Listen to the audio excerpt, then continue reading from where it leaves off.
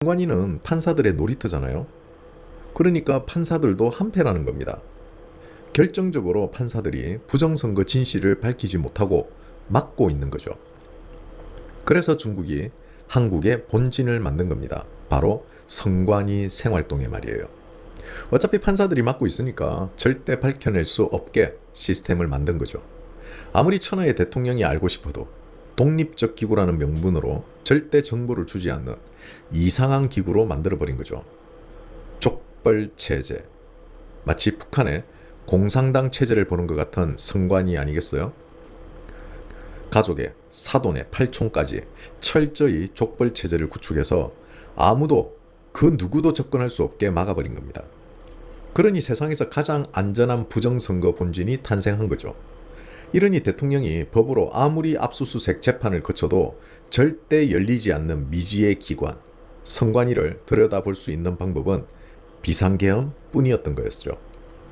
그런 비상계엄을 할 수밖에 없었던 이유를 헌재가 정명해준 꼴이 되어버린 겁니다.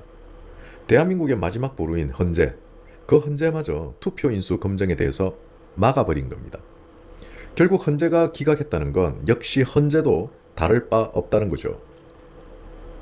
대한민국 웬만한 선관위 출신의 판사들은 다 연관이 되어 있다는 결론입니다. 이렇게 해석하는 게 맞는 거 아닐까 생각합니다. 의혹이 있으면 의혹을 풀어주면 되는데 왜 숨기려고 할까요? 무엇이 두려워서 그럴까요? 윤석열 대통령은 선관위에서 선거 인수 검증과 확인을 거부한다면 총체적인 부정선거 시스템이 가동된 것입니다. 라고 체포 직전에 직접 쓰신 손편지에서 이미 예측하고 계셨던 겁니다. 즉, 헌재든 대법원이든 선관위 출신의 판사들이 전부 연루되어 있다는 거죠. 그런데 이상합니다. 왜 선관위 출신의 판사들은 전부 좌파 출신들이 대부분일까요? 이런 시스템에서 선거가 과연 공정할까요?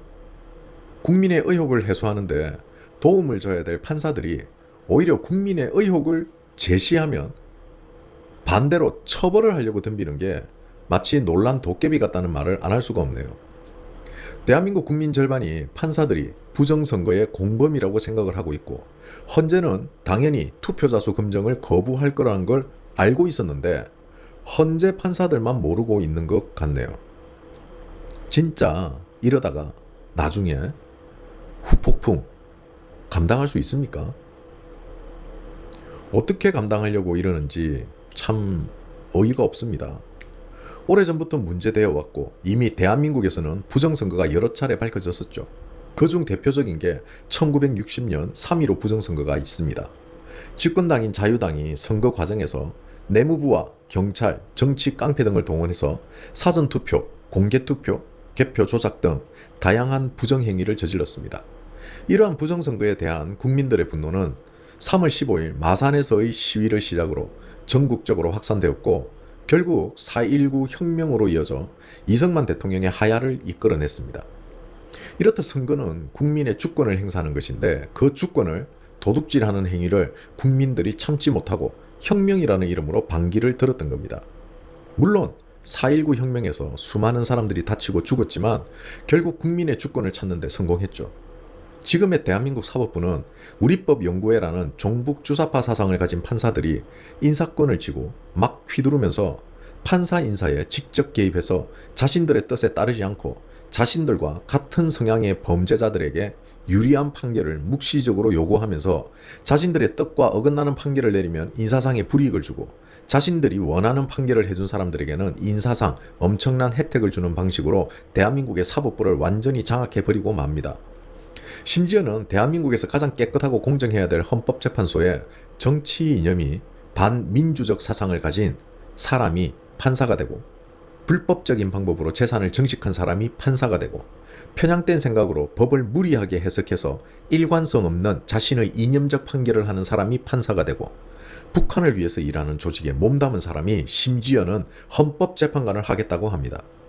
물론 위 예시를 든 판사들은 전부 더불어 공산당이 임명한 판사들이죠. 이게 과연 우연히 이렇게 된 것일까요? 이게 바로 사법부 장악, 입법부 장악을 통한 자유 대한민국을 자유 없는 대한민국으로 만들려는 중국의 지령이고 이 지령을 따라 대한민국을 중국에 헌납하려는 종중 세력들의 작품이라고 생각합니다. 국민들은 민주당에 분노하고 있고, 국민들은 국민의힘에 분노하고 있고, 국민들은 사법부에 분노하고 있습니다. 이런 어마무시한 일을 저지르고도 자신들끼리 서로 감추고 있는 죄도 없게 만드는 매직을 이용해서 대한민국을 점점 잠식해가고 있는 겁니다. 어리석고 아둔한 사람들은 국힘과 민주당만을 생각합니다. 하지만 민주당 뒤에서, 국힘 뒤에서 활약하고 있는 어둠의 친중 세력들, 바로 이들이 이 자유 대한민국을 좀먹는 매국노들이라는 걸 절대 잊어서는 안 됩니다. 우리는 박근혜 대통령에 대한 아픔을 겪었습니다. 정신없이 당했습니다. 하지만 한 번이면 족하다고 생각합니다. 윤석열 대통령의 탄핵 역시 박근혜 대통령 때와 똑같았습니다.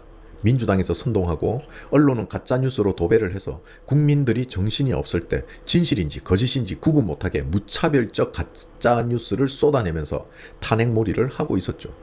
하지만 이번은 다릅니다. 국민들의 저항이 거세지고 설설 시간이 지나면서 사실관계가 명확해지기 시작했고, 그동안 언론들이 가짜뉴스를 쏟아낸 걸 아는 겁니다. 하나 둘씩 수사 단계에서 밝혀지기 시작했고, 그 가짜뉴스에 동참한 거짓 증인들, 목격자들이 하나 둘씩 딴소리를 하기 시작합니다. 수없이 쏟아진 가짜뉴스들의 정체가 밝혀지고 있습니다. 여론은 더 강하게 몰아칩니다. 그리고 국민들은 더 강하게 저항할 준비를 하고 있습니다. 과연 대한민국을 쉽게 먹을 수 있을 거라 생각했다면 그건 당신들의 크나큰 착각이란 걸 잊지 말기 바랍니다. 국민들은 좌시하지 않습니다. 이제는 저항합니다. 윤석열 대통령이 아니라 대한민국을 위해서, 우리 아이들을 위해서 저항하는 겁니다. 그 용기를, 저항할 수 있는 용기를 주신 분이 바로 윤석열 대통령이십니다. 오늘의 한 줄평. 몰랐습니다. 나라가 이렇게 망가져 있는지. 하지만 알게 되었습니다. 이제야 알게 되었습니다. 당신의 희생으로 알게 되었습니다.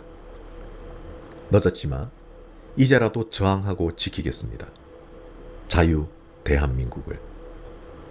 감사합니다. 감사합니다. 우매한 국민들을 일깨워 주셔서. 멸공.